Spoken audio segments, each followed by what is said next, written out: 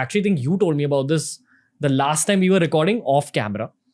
Something about the bone marrow and the powers that it holds for your mind as well as the recovery of your body.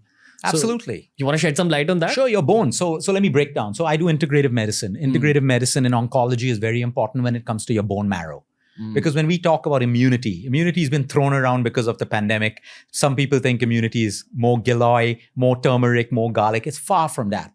Your bones.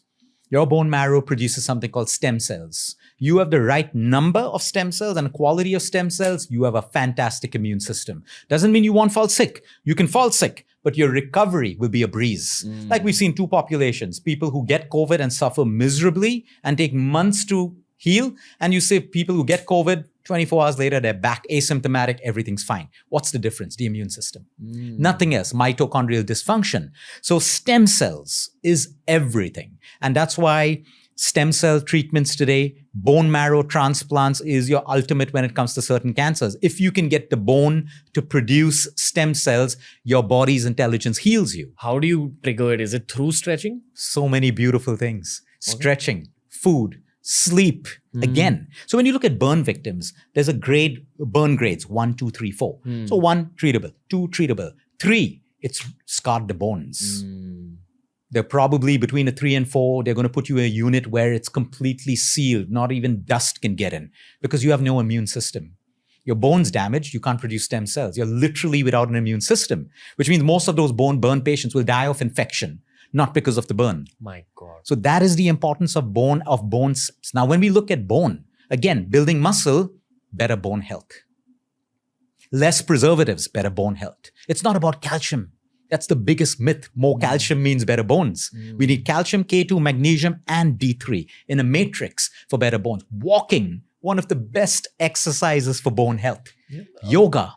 Yeah, that's what all of this. You know, a lot of these yoga practitioners that I meet often have radiant skin, look way younger than they are.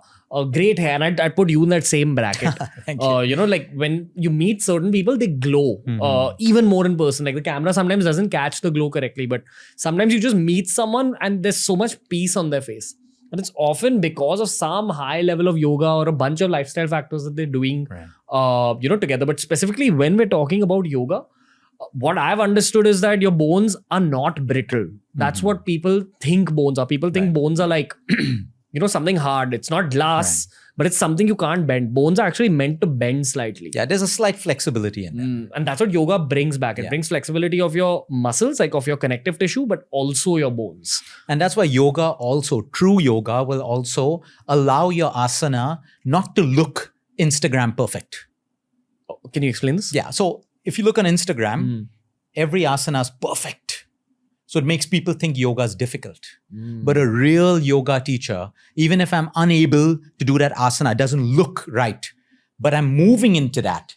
I'm stimulating my bones, my cartilages. It's about getting into the pose. It's not about reaching that perfect pose. There are many people who will never reach that perfect pose, but because they're doing it consistently, it's working for them. So again, people think yoga has to be that perfect instant. They wait. You know, most people putting up their poses have probably clicked 10, 15, 20 pictures. You should be so proud to put up the first picture of your asana, no matter how funny it looks, and send a message to the world that I'm in the journey of maybe reaching there. But this is the real me.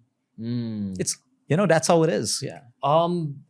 Do you think like this great skin and hair that we see with like people like yourself or yoga practitioners, is it down to your bones producing more stem cells which actually go and heal pimples faster, take away pigmentation of your skin faster, etc.? It can play a very small role, but there's a lot more. It's also food. It's also, I know a lot of people who eat junk food, don't have the best lifestyles, but yet they glow. So while I would like to say that, yes, nutrition is everything and stuff, see, think of it as you and I, we have a candle inside. Everyone, it's your spirit. When your spirit is nurtured, you are going to glow irrespective. It's that inner candle, which is your spirit. When the spirit is clouded, like you may say I'm glowing right now, but if I start to think negative thoughts and bad intentions, the glow, you will see the glow disappear in front of you. I'm diminishing my own spirit. Yeah. So it's not always food and bone. It plays a huge role. Because again, more stem cells, lesser inflammation. What's the fastest thing that ages people? Inflammation, chronic inflammation. So the more trained my immune system to switch off inflammation, the younger you are going to be. You're not going to reverse aging, but you're going to slow it down. And most people today are aging way before their age. Way before.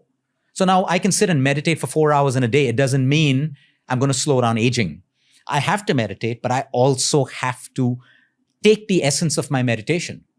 It can't just be good thoughts and clarity in that 1 hour of meditation. How do I move it into my day?